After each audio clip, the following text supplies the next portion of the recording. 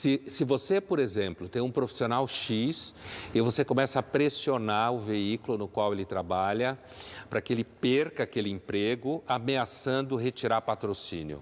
É claro que ele perdendo aquele emprego, pela ameaça de retirar patrocínio, o veículo poderá dar emprego para uma pessoa que está alinhada com quem o cancelou, para garantir o retorno do patrocínio.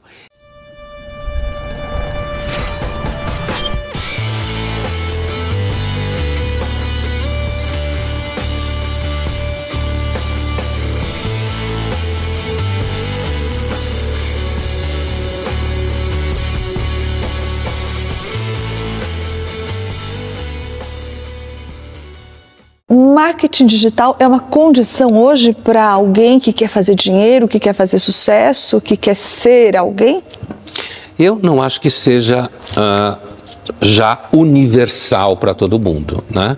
Mas pessoas que estão principalmente em começo de carreira, jovens principalmente, alguém que está querendo abrir um novo negócio, alguma coisa assim, a submissão ao marketing digital, entendido como uma forma de você se tornar visível, se tornar relevante dentro do nicho de mercado que você quer. Claro que tem nichos que isso é mais importante, nicho que isso é menos importante, mas me parece que sim, é uma condição sine qua non. E ao mesmo tempo é uma prisão, porque tudo que você depende muito acaba prendendo você. E o que pode funcionar como um marketing digital e o que pode funcionar como o contrário, ou seja, a antipropaganda para alguém que quer ser reconhecido ou que quer ser amado? A gente sabe que essas coisas são meio, como falam os americanos, meio tricky, né? Elas são meio um pouco para cá, um pouco para lá, nem sempre é tão óbvio, porque aquela velha frase que se falava, falem mal, mas falem de mim, também pode ser uma forma de engajamento, como se fala. Então, alguém que está sendo muito xingado num determinado ambiente, isso pode acabar virando, digamos assim, um capital simbólico positivo em determinada coisa. Eu acho que essa é uma das características, eu vou usar uma expressão clichê, mas é o que eu quero dizer, uma das características positivas das redes sociais, é que elas ainda acomodam em alguma medida posições diferentes na medida em que você tem mercados distintos para determinadas posições, né? Então, você às vezes desagrada um grupo, mas começa a agradar outro. O problema é que só existem dois grupos. Aí fica o polarizado. Mas quando você sai do ambiente político enquanto tal, você pode ainda ter um grupo que você desagrada, mas por desagradar esse grupo, você agrada mais 2, 3 grupos.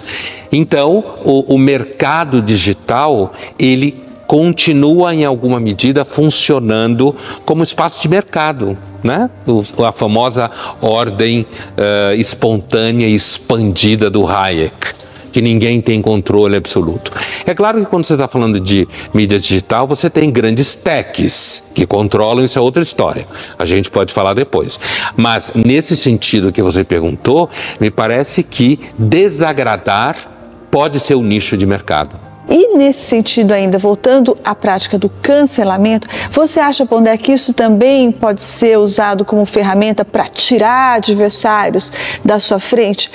O cancelamento, em outras palavras, pode ser usado para você progredir na sua área e tirar adversários da sua frente? Com certeza, você pode tirar patrocinadores, né? Isso é um caso clássico. Se a gente pensar no famoso perfil Sleep Giants, né? Que é um perfil que combate discursos considerados à direita, radicais e não sei o quê, é tudo muito difícil nesse ambiente. Eu sou muito cético com relação à tentativa de você estabelecer claramente o que significa um discurso assim, um assado. Sou bastante cético em relação a isso. Mas acho que sim, Thaís. Quer dizer, se você, por exemplo, tem um profissional X e você começa a pressionar o veículo no qual ele trabalha para que ele perca aquele emprego, ameaçando retirar patrocínio. É claro que ele perdendo aquele emprego, pela ameaça de retirar patrocínio, o veículo poderá dar emprego para uma pessoa que está alinhada com quem o cancelou, para garantir o retorno do patrocínio. E nessa medida, as empresas por estarem submetidas às redes sociais, se transformam em mecanismo de censura do pensamento público. Então, isso você está falando de um reflexo que pode ocorrer fora do universo digital, mas dentro do universo digital também tem uma briga de faca, né? Se você consegue cancelar um youtuber importante, aquele grupo que passou a odiá-lo, também a gente tem que levar em conta o que a gente falava um pouco antes, que esse ódio pode durar pouco tempo, né? Talvez o tédio que as pessoas vivem salvem elas delas mesmas, de ficarem odiando uma pessoa ou uma marca a vida inteira, né? O próprio Walter Benjamin achava que o tédio é uma experiência importante na vida, né? Mas assim, as redes sociais são uma escravidão. Todo mundo que trabalha com ela sabe. Você tem que alimentá-la o tempo inteiro, você tem que estar o tempo inteiro atendendo o desejo de uma porrada de gente que quer um monte de coisa, certo? Então, é uma escravidão. Mas, sendo você muito grande, se você cai em desgraça, por exemplo, num segmento, um outro pode entrar no seu lugar. E nessa medida, o cancelamento, tanto no nível de um youtuber grande, quanto no nível de um intelectual engajado em determinado tipo de debate, de trabalho, se ele é cancelado, ele abre espaço para outros. Então eu acho, Thaís, que no final das contas o cancelamento hoje é uma ferramenta de mercado. Então talvez o próprio cancelamento esteja sujeito ao seu cancelamento. Quando eu falei do tédio como alguma coisa que permeia as redes sociais, que permeia a experiência humana, e eu citei o Walter Benjamin, aquele filósofo, é porque o Benjamin dizia que o tédio é uma espécie de matriz da abertura para experiências diversas.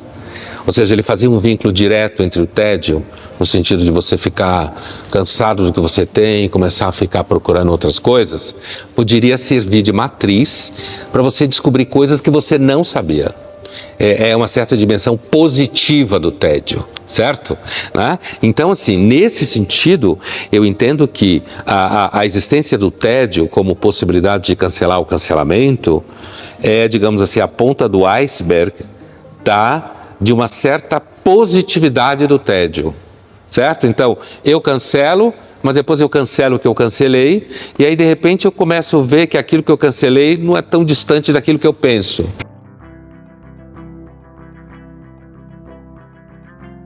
Às vezes, quem nunca viu alguém sendo perseguido pelas redes sociais não tem noção da violência afetiva, moral, física que é uma perseguição dessa. Mas lá no começo da nossa conversa, você tinha dito que o cancelamento era uma versão virtual de algo que não tem nada de novo, né? Por exemplo, o linchamento verdadeiro. Só que a diferença hoje é o anonimato, não é? As pessoas não precisam botar a cara para xingar, para perseguir e para tentar destruir moralmente ninguém.